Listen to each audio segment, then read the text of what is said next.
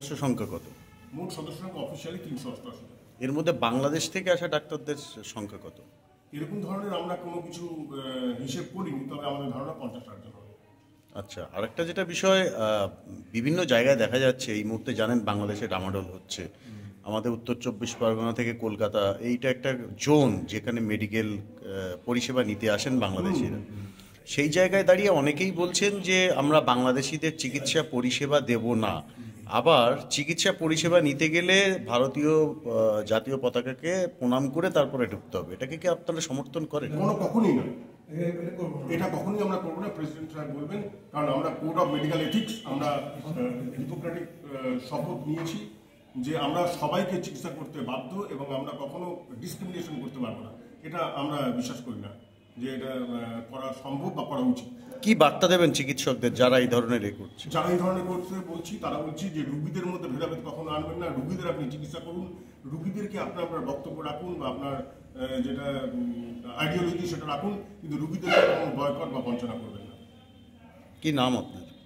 আমার ডক্টর কৌশিক চৌধুরী। একটা মানে এটা কোন পর্যন্ত হয়েছে, এটা এরকম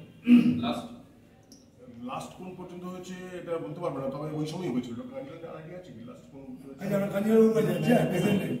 যখন আমাদের চেম্বারে আসে, বিরোধী দলনেতা বলছেন যে বাংলাদেশের লোককে চিকিৎসাও দেবে না। না, কারণ আমি যখনই পেশেন্ট আসে সে বাংলাদেশ থেকে আসছেন আমি জানি না, কারণ আজকে আমাকে 3টে পেশেন্ট এসেছে বাংলাদেশ থেকে। ওরা বলছে আসতে খুব কষ্ট হয়েছে, একটা তোকে সার্টিফিকেট দিলাম যে ওর আর্জেন্ট অপারেশন দরকার। তো আপনাদের এজ এ ডাক্তার সেই হিন্দু, মুসলমান, বৌদ্ধ, খ্রিস্টান কোন দেশ থেকে এসছে এটা জানার কথা না। যদি লিগাল কোনো বার না থাকে তাহলে we are bound to see all the picture.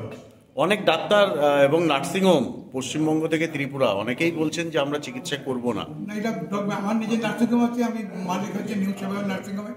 আমি আজকেও বাংলাদেশের পেশেন্ট 3টে দেখেছি, রোগী আসে এবং ভর্তিও আছে। একটা কমেছে কি আগের তুলনায় রোগী? কমেছে, আবার আসতে পারছে না। ওরা ওখান থেকে ভিডিও কল করছে, স্যার যেতে পারছে না, অ্যাডভাইস দিন, স্যার যেতে পারছে না, অসুবিধা হচ্ছে, ভিসা পাচ্ছে না।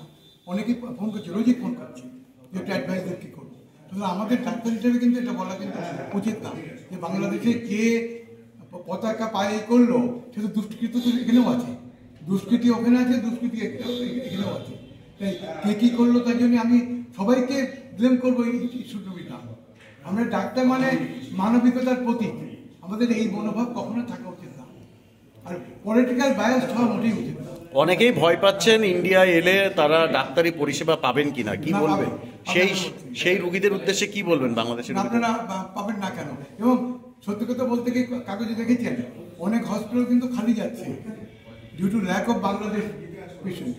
কয়েকটা হসপিটালের নাম আমি বলবো না, কাগজে দিয়েছে যে 30% রুগী কমে গেছে due to non entrance of the Bangladesh patient. এতে কি ওটা কি মেডিকেল সেক্টরে ক্ষতি হচ্ছে আর্থিকভাবে? কিছু তো ক্ষতি হচ্ছে, আমার তো ক্ষতি কিছুটা তো হচ্ছে।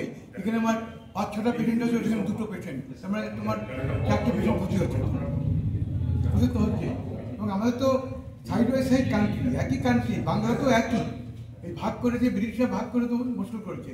এবং বরঞ্চ ওই বাংলায় গেলে আরও ভালো ফিল হয়, এতদিন ছিল, এখন এই গন্ডগোল হয়েছে। আমি তো গত 2 বছরে 2বার গেছি, 2 বছর আগে 2বার বাংলাদেশ গেছি, এবং ওখানে আমি একদিনে 120টা পেশেন্ট দেখেছি সকাল থেকে বিকেল পর্যন্ত। মাগুরা যশোর জেলা, ওখানে আমার বাবা ঠাকুরদা ছিলেন, ওখানে দেখেছি বিনা পয়সায়। এবং ওরা রাত 12টার সময় আমাকে গেস্ট হাউসে পৌঁছে দিত, কোনোদিন ইনসিকিউর ফিল করিনি। ওদের কোনো কথাবার্তায় কাজে ইনসিকিউর করি, এই সাময়িক গণ্ডগোলে দেখতে পাচ্ছি যে ওরা বিভ্রান্ত হয়ে গেছে কিছু লোকের উস্কানিতে, কিছু মৌলবাদ, কিছু পার্টি আর আমাদের কিছু লিডারের ফলে এটা হয়েছে।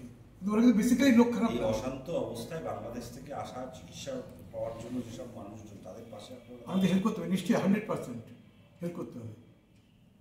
কিন্তু পলাশিতে অনেক পেশেন্ট থাকে, আমার জেনারেশনে অনেকে, আমি পলাশকে বলে দিই ভাই এই ভোটার কার্ড ফার্ড নেই, তুই ভর্তি করে আমার কেয়ার অফ কাঞ্জিলাল রেখে দাও, ও নিয়ে নেয়, রাখার বাবু নিয়ে নেয়। এগুলো তো করতেই হবে। আমার তো বর্ণ তো ওখানে, আমরা মেজরিটি তো আমাদের ঠাকুরদাটা ওখানেই ছিলেন, আমরা তো এদিকে চলে এসেছি। ঠিক আছে, এবার আমরা